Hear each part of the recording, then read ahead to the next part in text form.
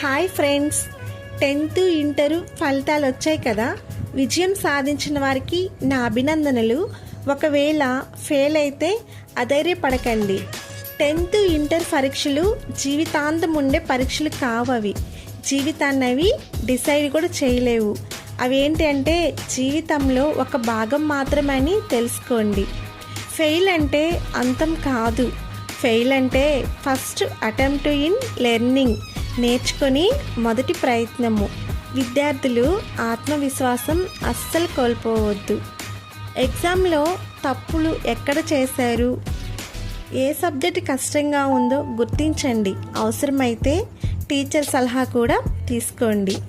పిల్లలకు మానసిక స్థైర్యం ముఖ్యము. ఫలితాలు ఎలా ఉన్నా కూడా కుటుంబ సభ్యుల మద్దతు చాలా అవసరం. తల్లిదండ్రులు పిల్లలపై ఒత్తిడి అస్సలు తేకండి. ఎందుకంటే సప్లిమెంటరీ ఎగ్జామ్స్ ఉన్నాయి. ఈ టైంలో పిల్లలు మానసిక ఒత్తిడికి లోనయ్యి ఏదైనా చేసుకుంటే జీవితాన్ని కోల్పోతే మనం తిరిగి తీసుకురాలేము.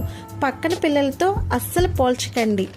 నేటి సమాజంలో విద్యార్థులు ఎలా ఉన్నారంటే పరీక్షల్లో ఫెయిల్ అయితే జీవితం కోల్పోయినట్టు ఫస్ట్ ఆప్షన్గా ఆత్మహత్య ఎంచుకుంటున్నారు.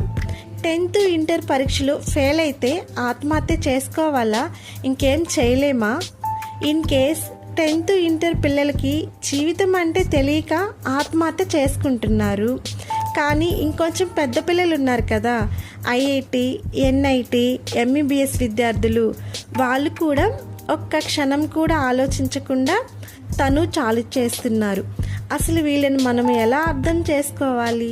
వీళ్ళే కాదు, సమాజంలో పేరు ప్రఖ్యాతులు కాంచిన వాళ్ళు కూడా ఆత్మహత్యనే చేసుకుంటున్నారు.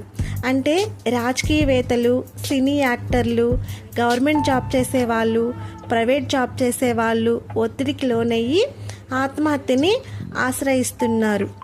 ఒక్క విషయం గుర్తుపెట్టుకోండి, ఓటమి అంటే కింద పడడం కాదు, పడిన ప్రతిసారి లేచి నిలబడి విజయం కోసం ప్రయత్నం చేస్తూ ఉండాలి.